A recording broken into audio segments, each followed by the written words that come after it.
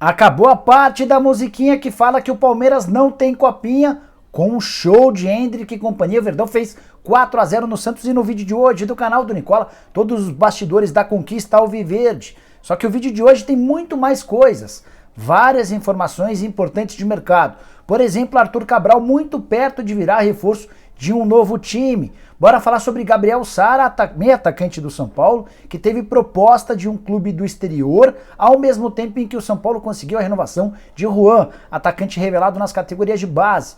Bora te contar também sobre o Cruzeiro, que anunciou de forma definitiva o Bidu. Vou falar também sobre o patrocínio no Vasco, sobre a situação de Douglas Costa.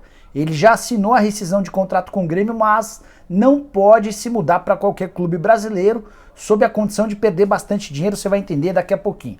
Para fechar o vídeo tem várias outras informações de mercado, tudo isso a partir de agora. Não sei antes de me apresentar, sou Jorge Nicola, jornalista esportivo, e criei esse canal no YouTube para deixar todos vocês muito bem informados sobre as coisas do futebol. Para não perder nada é super simples, aperta esse botãozinho vermelho de inscreva-se, ativa também as notificações, assim você é avisado toda vez que tiver um vídeo novo, ou o programa do Nicola dessa quarta, hoje é terça, né?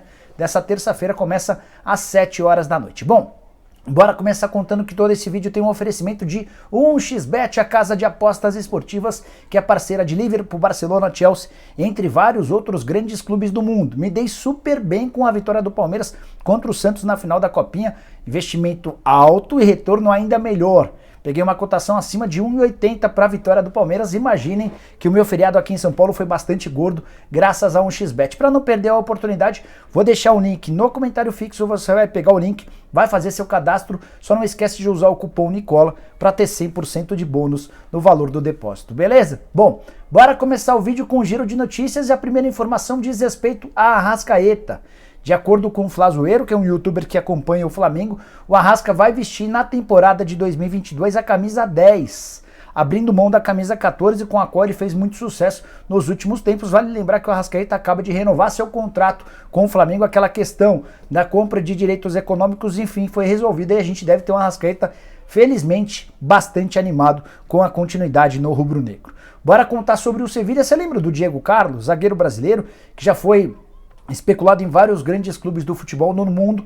O Newcastle era o mais novo interessado, fez 2 propostas para a contratação do Diego Carlos, mas o Sevilha já deixou bem claro que nessa janela de transferências não abre mão do brasileiro. Talvez na metade do ano possa existir negócio. Por agora, o Newcastle vai ter de buscar um outro zagueiro. O zagueiro que pertence ao Sevilha não será negociado. E a última informação sobre o giro de notícias diz respeito ao Curitiba, que está bem perto de anunciar seu 7º reforço para a temporada.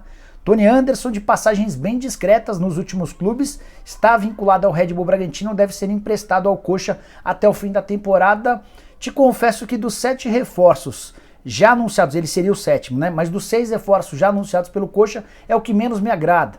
Dá uma olhada na lista do Coxa. De Los Santos, zagueiro estrangeiro, Egídio, lateral esquerdo ex-Fluminense, Andrei, volante do Vasco, está em fim de contrato no Vasco e acertou de graça com o Coxa, Regis, meio atacante, que fez ótimo campeonato pelo Guarani na temporada passada, Pablo Garcia, mais um estrangeiro, além do Aleph Manga, que deixou bons números tanto no Volta Redonda quanto no Goiás. Bom, bora te explicar agora sobre Douglas Costa e a chance dele jogar no Flamengo, no Atlético Mineiro, no São Paulo ou em qualquer outro clube.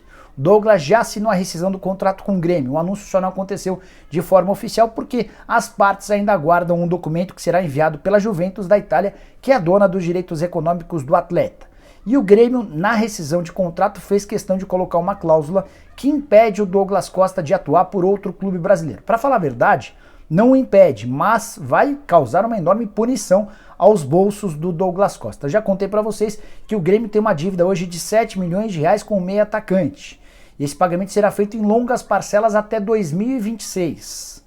Se durante esse período Douglas Costa voltar ao Brasil, assim que ele pisar por aqui, ele deixa de receber os 7 milhões de reais.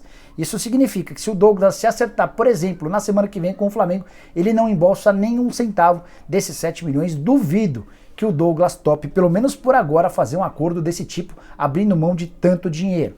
Douglas, que tem negociação bastante avançada com o Los Angeles Galaxy. Assim que a rescisão com o Grêmio for anunciada, ele deve ser confirmado como novo reforço do time da Major League Soccer. Bora falar agora a respeito do novo patrocínio do Vasco da Gama. O Vasco vai anunciar nessa quarta-feira, a partir das 17 horas, em São Januário, a Vral Energy Drink. Uma empresa que tem Ronaldinho Gaúcho como garoto propaganda, obviamente uma empresa de energéticos. É uma empresa formada, construída, feita no Brasil em 2016. Ela foi praticamente refundada em 2019, e aí sob o auxílio, tendo o Ronaldinho Gaúcho como parceiro.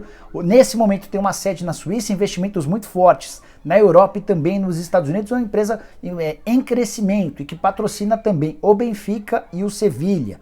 Os valores do acordo entre a Vral Energy Drink e o Vasco da Gama ainda não foram revelados, devem ser confirmados nessa quarta-feira. Mais uma novidade importante para o Vasco, que vai tentando gerar novas receitas para fortalecer seu time, que disputa de novo a Série B do Campeonato Brasileiro. Você está gostando da montagem do elenco do Vasco? Use o espaço para comentários para deixar sua opinião, beleza? Bora falar agora a respeito do Palmeiras, que acabou nessa terça-feira com um incômodo jejum de nunca ter vencido a Copa São Paulo de Juniores. A musiquinha tão utilizada por torcedores rivais de que o Palmeiras não tem copinha nem mundial, pelo menos em metade da música não tem mais nenhum sentido, e o Palmeiras destruiu os adversários. Na final contra o Santos fez 4-0, com grande atuação de Hendrick, com ótima atuação do meio atacante Gabriel Silva, autor de 2 gols. Foi um Palmeiras que do primeiro ao último minuto foi sempre superior ao Santos, chegou a pôr 2 bolas na trave, criou inúmeras outras oportunidades. Um gol do Gabriel Silva acabou sendo anulado de forma correta, enfim, não deu nem pro cheiro em relação ao Santos. E o Palmeiras quebrou esse jejum, quebrou esse tabu, diante de mais de 22 mil pessoas no Allianz Parque. Primeiro título da era Leila Pereira, embora a Leila tenha participação bem pequena. Queria chamar a atenção para o Hendrick, que eu tenho contado para vocês, chamou a atenção de vários clubes grandes. O Barcelona e o Real Madrid são aqueles que parecem mais dispostos a fazer propostas nos próximos dias. O Hendrick, com apenas 15 anos de idade, atuando e enfrentando atletas de até 21 anos, se sagrou campeão, artilheiro do Palmeiras com 6 gols, craque do torneio. A eleição ocorreu nessa terça-feira e ainda foi o dono do gol mais bonito da competição. Com um detalhe importante, durante a Copinha, ele chegou a ter Covid, testou positivo, ficou afastado de alguns jogos e em várias outras partidas acabou ficando no banco de reservas, numa espécie de revezamento que o Palmeiras promoveu. Antes de mudar de assunto, só preciso falar sobre João Paulo Sampaio, gerente das categorias de base do Palmeiras. Esse cara é um mago do futebol amador ou do futebol de base no Brasil. O grande responsável pela contratação de basicamente todos esses atletas que fazem sucesso na base do Palmeiras e todos os outros que já foram promovidos para o time de cima. O melhor profissional da base, sem sombra de dúvida. Estou tentando convencer o João Paulo a participar do nosso programa para que ele possa contar um pouquinho do dia a dia, das coisas, dos investimentos e do futuro do Palmeiras, que parece ser bastante promissor graças aos atletas formados nas categorias inferiores. E antes de mudar de assunto, só lembrar que o Palmeiras, num período de 1 ano, conquistou 2 Libertadores da América, uma Copa do Brasil e agora a Copa São Paulo de Juniores. Torcedor alviverde em estado de graça. E ainda tem o Mundial de Clubes para ser disputado no início do próximo mês. Bom, bora falar sobre o Cruzeiro, que anunciou nessa terça-feira a contratação do lateral esquerdo Bidu.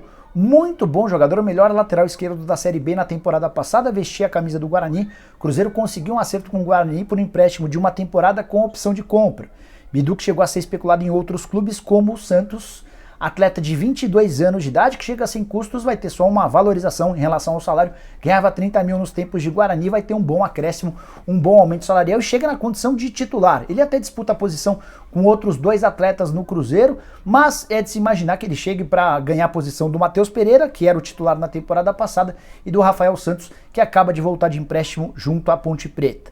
Ainda sobre o Cruzeiro, nessa terça-feira o Cruzeiro confirmou que o João Paulo, meia, e o Pedro Castro, volante, assinaram um contrato de 2 temporadas, ficam em definitivo no Cruzeiro. João Paulo, inclusive, já teve seu nome registrado no BID, enquanto o Pedro Castro aguarda detalhes para que também possa ser confirmado no boletim informativo diário. Você sabe que o Ronaldo Fenômeno pagou todas as dívidas que o Cruzeiro tinha na FIFA e com isso a Raposa se vê em condição de inscrever seus novos reforços. Quero falar agora sobre o Internacional. O presidente do Colorado, Alessandro Barcelos, concedeu uma entrevista ao GE nessa terça-feira e assegurou que o Edenilson não sai do Internacional. O Inter tem proposta do Atlético Mineiro desde o fim da temporada passada. O Edenilson chegou a dizer sim para a oferta do Galo, entre Atlético e Edenilson estava tudo certo, salário, tempo de contrato, luvas, mas o Internacional vai fazer prevalecer sua vontade e vai manter seu principal jogador, Edenilson, que foi convocado para a seleção brasileira na temporada passada. Existia uma discussão em relação ao valor da multa rescisória, que é de 3 milhões de dólares para times do exterior. Para o Brasil não há um valor definido. E o Rodrigo Caetano, que era o diretor do Internacional nos tempos em que essa multa foi estipulada, tentava convencer o Internacional a liberar o atleta por esse valor. Cheguei a contar para vocês que o Inter só toparia liberar o Edenilson em troca do Guga em definitivo, do Savarino por empréstimo e do Atlético assumir as dívidas que o Inter tem para com o Edenilson. Como o Atlético não aceitou, as negociações estão encerradas e, de acordo com Barcelos, Edenilson fica no Beira-Rio. O volante que tem contrato com o Colorado até 2023 e é um baita reforço para o Inter caso de fato permaneça. Quero falar agora sobre o São Paulo com duas notícias importantes. A primeira delas, divulgada pelo GE, dá conta de que o FC Dallas dos Estados Unidos ofereceu 10 milhões de dólares ou 54 milhões de reais para levar o Gabriel Sara. Meio atacante de 22 anos de idade é hoje o principal ativo do tricolor, é o atleta, na visão dos dirigentes, com maior valor de mercado, pela idade e pela capacidade de leitura de jogo. Sara, que vem se firmando aos poucos no time principal. O São Paulo entendeu a proposta como uma oferta muito baixa e já recusou, nem fez uma contraproposta, entende que se for para vender o Sara, vai vender por muito mais do que esses 10 milhões de dólares. Ao mesmo tempo em que o Sara teve uma proposta recusada e a garantia de que fica no tricolor, São Paulo também conseguiu estender o contrato do Juan, centroavante das categorias de base, que foi promovido para o time profissional no fim do ano passado, nem disputou a Copinha. Imagino que talvez até tivesse alguma coisa a ver com um contrato muito perto do fim. Vínculo terminaria em junho. São Paulo, preocupado com o assédio de clubes brasileiros e do exterior, não quis dar vitrine ao Juan na Copa São Paulo de Juniores. A estratégia deu certo. Nessa terça-feira o tricolor anunciou a prorrogação do contrato até 2024. Ainda estou apurando cifras quanto o Juan vai passar a ganhar mais do que no contrato anterior. De qualquer forma, é um alívio para os dirigentes do São Paulo que viam o Juan sendo bastante assediado por times de fora e até pelo Palmeiras, onde o Juan quase foi parar antes de fechar com o São Paulo. Último, mas não menos importante, sobre o tricolor. Marquinhos e Vitinho, atacantes. Patrick, lateral esquerdo, e Luizão, zagueiro, ainda não tiveram seus contratos renovados. São atletas das categorias de base que disputaram a Copa São Paulo de Juniores e precisam estender seus vínculos para garantirem permanência. Por outro lado, São Paulo já fechou a renovação do Thales Costa, volante de só 18 anos de idade, e do Wellington, lateral esquerdo de 20. Wellington, que tem sido bastante assediado por clubes do exterior. Bom, bora fechar o vídeo para falar sobre Arthur Cabral, que foi até outro dia muito especulado no Corinthians. Eu dizia para vocês que não tinha chance nenhuma de o Arthur Cabral virar reforço alvinegro, até porque o Basel da Suíça vinha pedindo 15 milhões de euros. De qualquer maneira, teve muito torcedor corintiano que cogitou, que sonhou com essa possibilidade. Pois bem, nessa terça-feira, o Fabrizio Romano, jornalista italiano, talvez o cara mais bem informado quando o assunto é mercado de transferências, afirmou que a Fiorentina fez uma proposta ao Basel para comprar o Arthur Cabral, oferta de 14 milhões de euros à vista e mais 2 milhões de euros em bônus. 14 de euros hoje equivalem a 86 milhões de reais, era isso que o Basel receberia caso o acordo fosse firmado, e os 2 milhões de euros em bônus ainda assegurariam mais 12 milhões e 300 mil reais, de acordo com o desempenho do Arthur Cabral com a camisa do clube italiano. Fiorentina está em busca de um substituto para o Vlahovic, que deve ser anunciado nas próximas horas como novo reforço da Juventus. Vlahovic, que é muito bom jogador, tem feito um campeonato italiano espetacular e vai reforçar um dos principais clubes do futebol mundial. Então, o torcedor corintiano que se animou com Arthur Cabral, saiba que a chance é mínima.